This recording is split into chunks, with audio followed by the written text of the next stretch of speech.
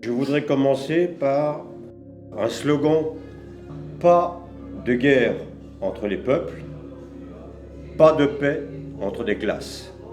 Pour moi, ce slogan est fondamental. Nous sommes le peuple.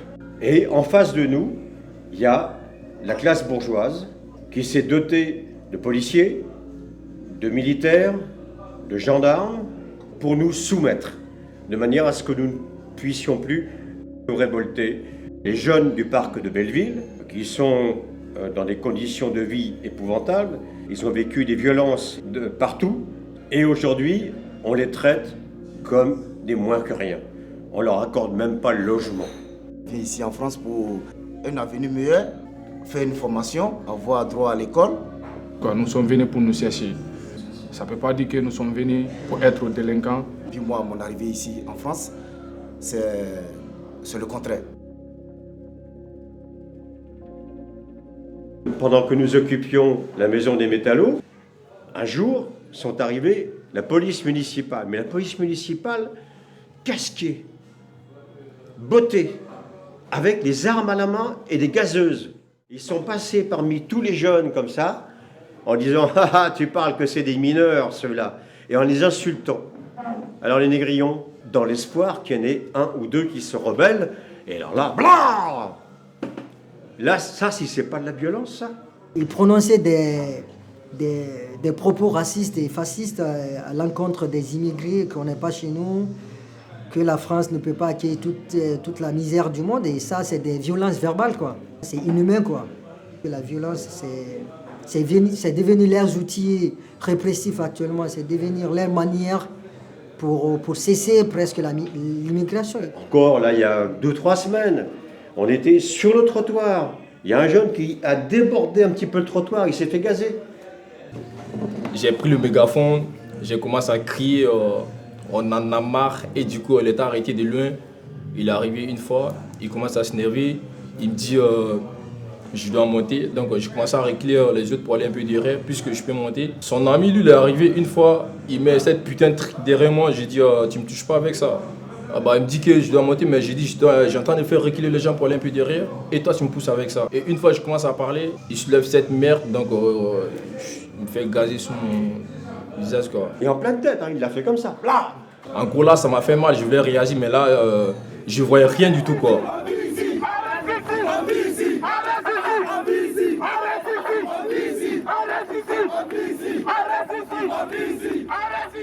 On vous dit de ne pas affranchir, il faut être sur le trottoir, de ne pas dépasser ou bien de ne pas dépasser la limite du trottoir net, directement vous êtes gazé. Moi j'ai été victime de ça à l'hôtel de ville où on était en train de manifester et la police est venue nous encercler et on a été frappé.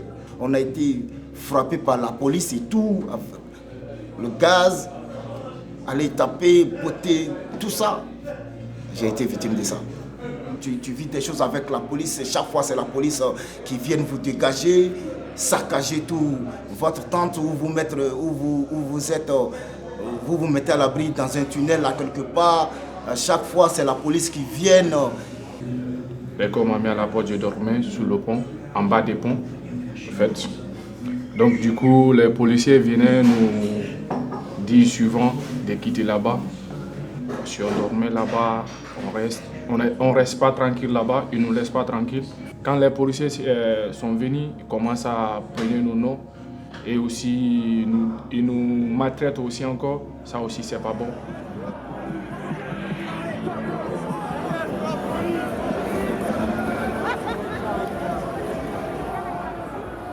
Mais j'ai vu un véritable tournant sous le quinquennat de François Hollande.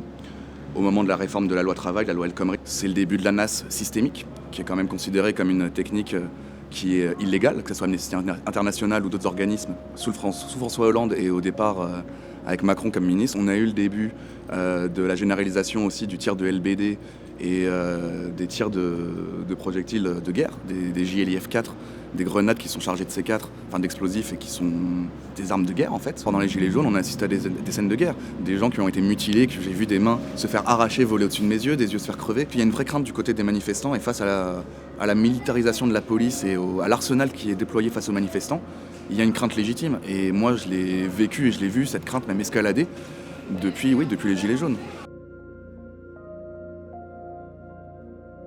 La réponse à la violence, c'est de vivre comme il le faut. On a le droit à vivre, on a le droit à la circulation, quoi. Ben, ça ne veut pas dire que nous sommes immigrants, nous sommes des immigrés ou nous sommes des migrants, qu'on doit nous violenter pour ne pas rester ici. Aujourd'hui, ils emploient la violence pour stopper l'immigration. En tant que militant général, avec la police, donc, je ne peux pas trop réagir, mais je sais comment les avoir, quoi, à ma manière. Je sais comment les avoir. Comment j'organise?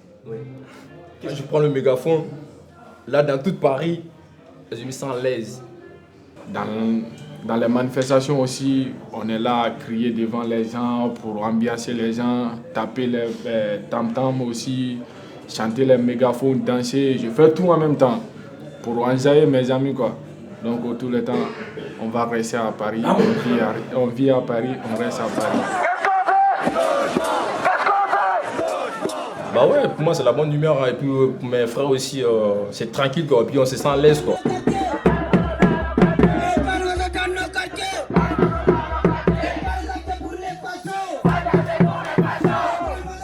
La violence ne peut pas être répondue par la violence. C'est juste qu'il faut trouver une solution pacifique. C'est seulement la résistance, quoi. Et c'est ça, nous, on applique. C'est la résistance qu'on applique qui peut vaincre la résistance policière ou la résistance gouvernementale, quoi. C'est notre solidarité qui a fait qu'aujourd'hui, tout bouge un peu.